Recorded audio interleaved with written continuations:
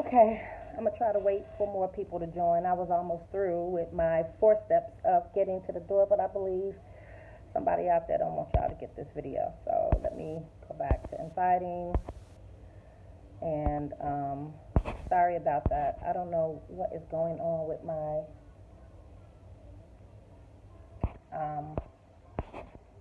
internet. So thanks for coming back and joining again. I was obviously having internet issues. Hey, Em. Hey, Colette. Thanks for coming back. Hopefully this is better. Let's see. Let me make sure I get the people back. This is part 2 of this because obviously,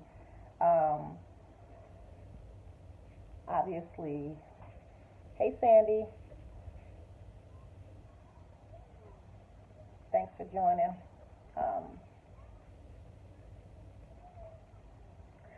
Because obviously they don't want this information out there. It's a lot better, Colette. Thanks. I should have did that in the first place before I started. I'm gonna do a quick recap.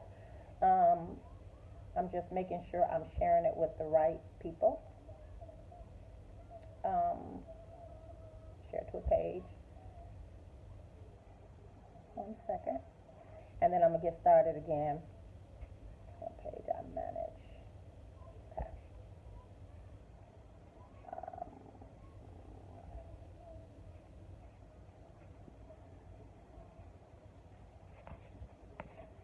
I'm just getting it back in my private pages, my private groups. So, I am talking about the 4 steps to getting through the door.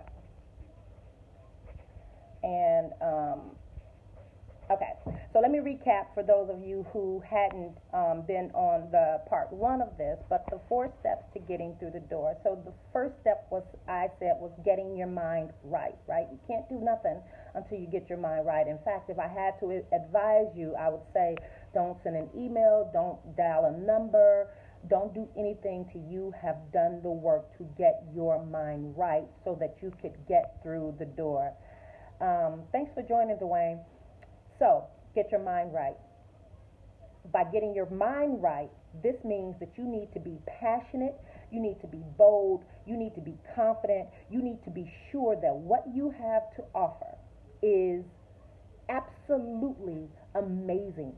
And sometimes we can believe that, but we get in our heads and we start doubting and we devalue our worth, we devalue our creativity.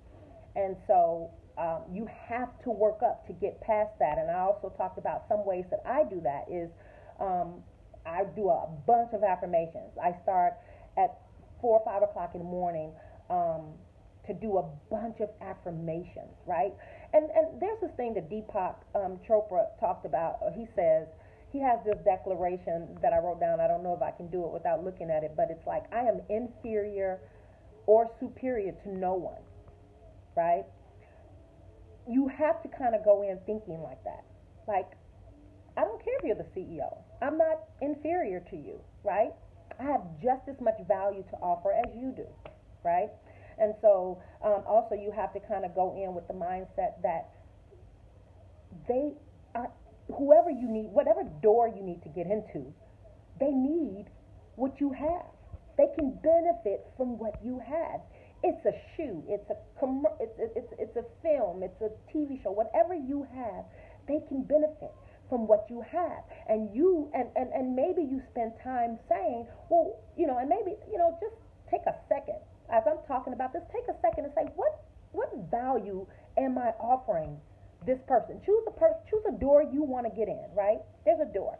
Let's just say it's NBC, or for those of you who have products, I want to get into Bloomingdale's. I want to get into Bloomingdale's. I want to get into Walmart. I want to get into somewhere. You have value. I mean, they're going to benefit, and you need to know what the benefit is. What is the benefit from them choosing you, right? And you kind of say, listen, you can. This is an opportunity for you. I'm not simply coming to you like, oh, but this is an opportunity that I'm offering you. And so that takes some time getting your mind right. Don't do anything until you're ready to soar. And if that takes 100 affirmations, which for me, many times that does, and as I said earlier, I'm you, right? I'm just as normal and average as you. I'm not at the pinnacle of my succession. And whereas last year I was confident going in saying, "Ooh, let me go through this door, let me do this, let me do that." I was confident. But this year, my ideas are so much bigger. And because I had to sit down and analyze, like, why am I dealing with doubt? Why am I so nervous to reach back out to the CEO who gave me the meeting in 15 minutes in the first place anyway? Like, what is that? And when I analyzed it, it was like, oh, Squeaky, I get it. It's because your goals are much bigger. So if you're struggling with doubt, then dope. That's dope. You know why? Because that means your goals are bigger. That means you're doing something that's bigger than yourself, right? Or bigger than last year, which is the place that you need to be in anyway. But you got to get your mind right. So when you reach out to them, you're ready to sell yourself. You're ready to sell your project, and you're ready, or your product. Number 2 was start at the top. In order to start at the top, you have to have your mind right. But also, in order to start at the top, that means you're breaking rules. And I just kind of think it's cool to know you're breaking rules. But the real deal is you got to break the rules in order to get there. You can't go through the same door that millions of people are waiting to get in, doing the same things that the millions of people are doing.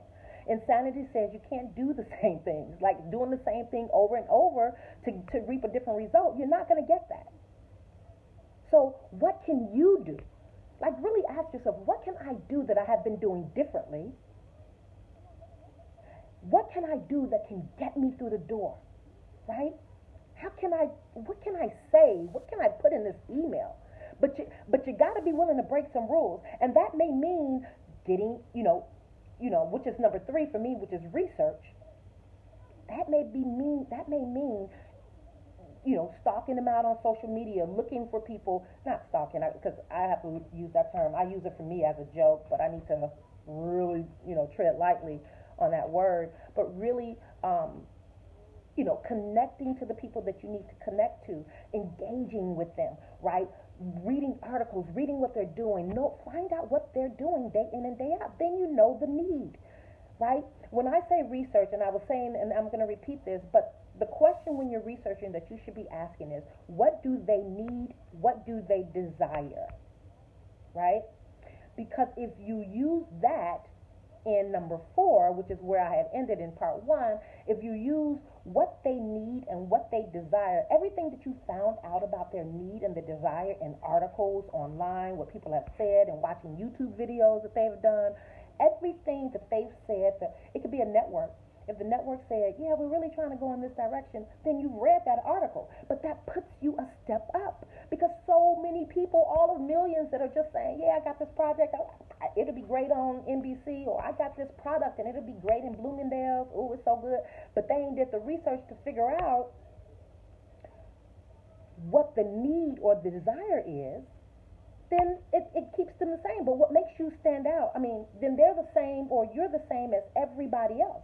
But what makes you stand out is when someone can say, I'm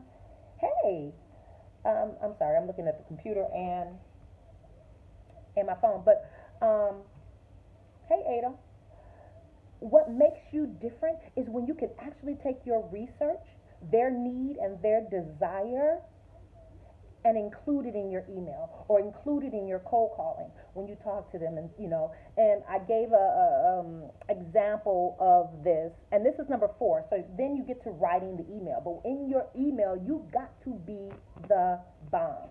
Like, your email. Can you guys hear me? Please comment if you can hear me. If not, I need to put on my earphones. I just realized I took it off from the first. Can you hear me? Let me know. I don't want to keep going on. I hope you can hear me this time around. But you're saying that, so I'm assuming you can hear me.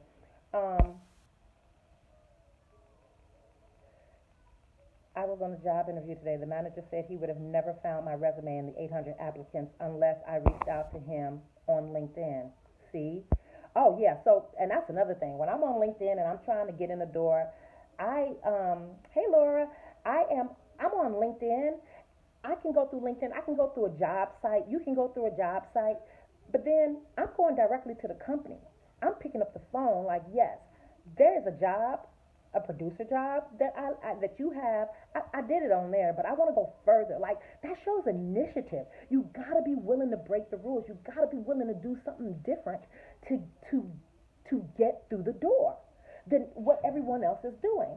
And so one of the so in that email, the first thing I said I suggest you do is intrigue them right away. You have to intrigue them right away. This is not a time to be going on and on and on and on and on and building up the big stuff to the middle second paragraph. Hit them right over the head right away, and then you spend your time go back and then and build up. But you want to hit them with your best stuff right away, right? And your best, and you have to be able to incorporate their need and desire right away at the same time, right? And so, I use Tasha Smith as an example. What if Tasha Smith, I know she plays, she's typecast, but she's not really because she likes the role that she plays. However, let's just take her for instance. What if she said, I'm tired of playing the loudmouth sister, roll the neck chick or whatever that type is, and I really want to play a a series or a love interest, or I want to play a dramatic role where whatever. What if she said that, and you read that because you've done your research, and now you know the need and you know the desire. Hey, Shaft, John Shaft, what's going on? And you know the need and you know the desire, right? When you take that need and that desire now and say to her manager, or to her if you have her information, or to her agent, what if I'm making this up off the top, but what if I had a role that Tasha Smith could play that would allow her to be blah blah blah blah blah. I would make that more concise to get to the point, but my point is just to show you how I'm now saying, or imagine if there was a role where Tasha Smith could do whatever her need was in the article that you read, and you include that in there. That's going to be clickbait. That's going to get you through the door, right? Or at least that's going to get them to click on that email. You have to be strategic. You have to use their need and their desire, right? And I talked about the research that I do.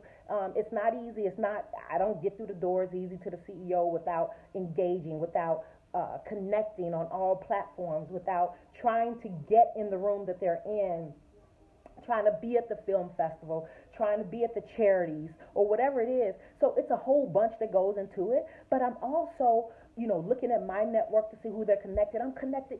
If I know I'm trying to get one investor, I might connect to that investor on LinkedIn. And I learned this from a good friend. I learned this from a person who's in branding, and she was like, don't just connect to them, connect to everybody in the office. Like, so I'm going in there and I'm not just connecting to one development person, I'm connecting to everybody, including the secretary, the admin, the coordinator. I want to be fully connected so that when I am engaging, they all see me. You know what I'm saying? Or I can engage with them all, so that my name can constantly be in their mouths somehow, or they're seeing me, they're seeing my content that I put out. So it takes work, right? It's not easy, but it's what we have to do, and it's what's going to make you different from the other thousands of people that are waiting in the line to get through the door. So use the research that you find to put in the email, and be very concise. What I like to say is write the top 5 things down. The top 5 things down that's gonna, you got this whole big project. You got this. You're offering this amazing product, but everything about it ain't amazing, and everything. Like, what is the top things that you can put down? The top 5 that so you can get in and get out. And if you feel like going further, you want them. It's like how you are when you're looking at a movie trailer or when you're doing something. If you're not intrigued in the first 10 seconds, you're gonna get out. So you've already hit them with the quick what if, or